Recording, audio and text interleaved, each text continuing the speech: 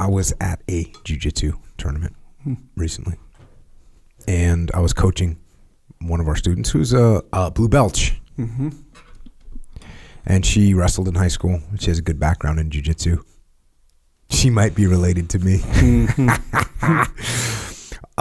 So she did started off the day. You know, we had a bunch of people from Victory there, but the tournament started off with gi. She did gi. She did great. She won gold in that one, and then in no gi, which she wrestled in high school. So what are you thinking? Yeah, you're thinking it's gonna be. That's kind of our her AO.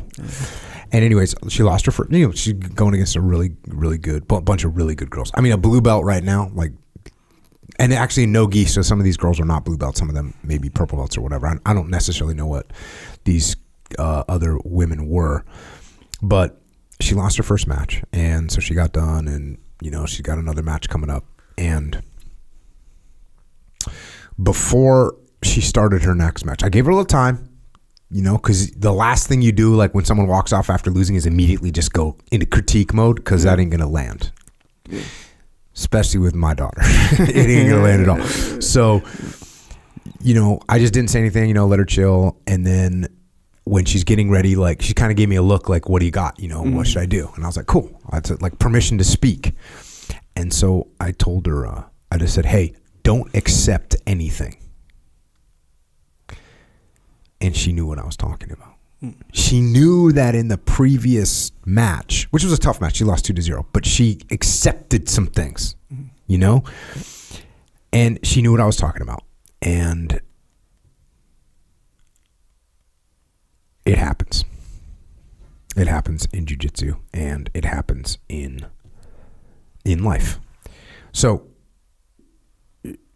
and she actually won the match where she didn't accept anything. She won that next match, and all good. But so rolling with Dean, if I roll with Dean List, who's a world champion guy, really good, naturally incredibly gifted jiu-jitsu player. If I go onto the mat and I'm like, oh, no big deal if he does this, no big deal, I'm gonna get murdered.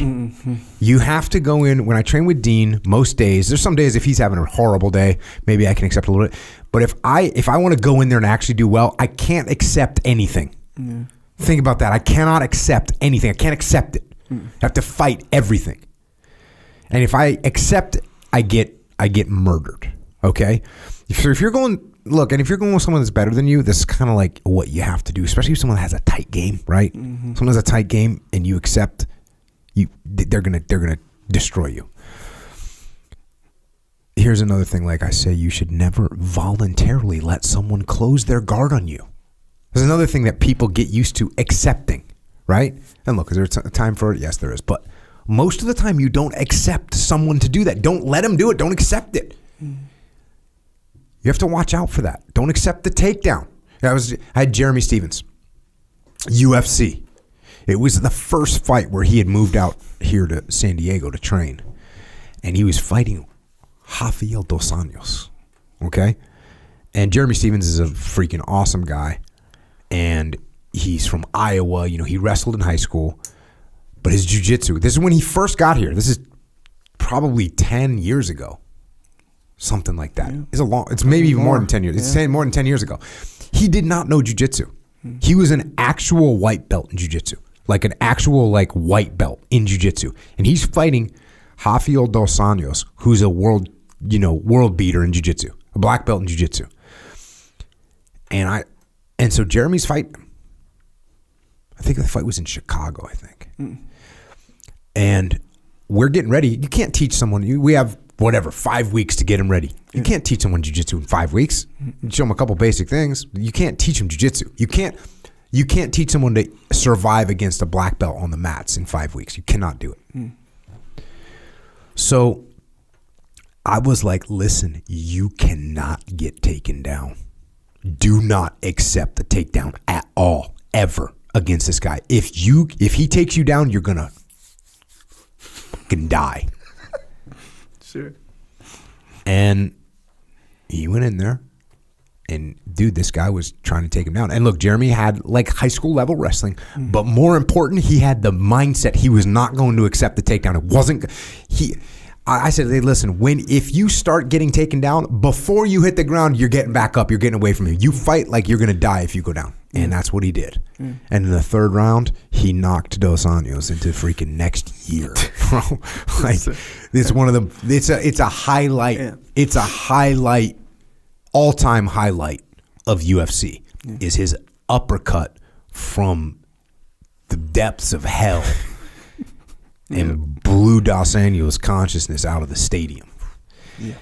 In the third round, after fighting off takedowns, just would not accept it. Mm-hmm. So this happens in real life as well. We allow things to happen that we should not accept. We should not accept. We allow ourselves to get out of shape. You see people like that? Yep. You didn't get out of shape overnight. You accepted it day after day after day after day. Mm-hmm. We let ourselves get into bad financial situations. Mm-hmm. We accept it a little bit at a time. I'll just put this on credit. I'll just get another credit card. That's what we do. Mm-hmm. We accept doing a job or living a life that we really don't want to live. And what I'm saying is do not accept that. And I'm not telling you to be rash. I'm not telling you to go to work tomorrow and quit your job. I'm not telling you to starve yourself if you're fat right now or you're out of shape. But I'm telling you, don't accept it. Figure a way out. It doesn't need to be rash. Let me give you an example. You ever seen the movie Shawshank Redemption? Yes, sir. Okay. He's not accepting his fate. And how long does it take him in that movie to get out of prison? It's like 10 years, right? I think it was like 19 years. 19 years, bro. Yeah. He's plotting, but he doesn't accept it. Mm-hmm. Everyone else in that movie accepts it to the point that when they get out, they don't want to be out. That's how much they accept their fate. So that's what I'm saying. There's things in life where you cannot accept them. And if you accept them a little bit, you lose everything. Now look, since we're talking jiu-jitsu a little bit, like Jeff Glover has a way of like over accepting things that works for him, right? Yeah. Like he, he'll let someone's going to take his back, he'll roll into it and roll right through it, right? Mm. And you can do that too. I've done that in my life. It's something that I don't really want to do, but I just go for it. I go all in. Like when I went to college, I didn't want to go to college. I just went all in and acted like crazy at college. Just did everything. Just went for it. So that was my way of winning in a situation that I didn't want to be in. I was like, okay, you know what? If I'm in a situation that I don't like, I'm gonna have fun winning at it. Mm. I went into it. But that's the thing to do.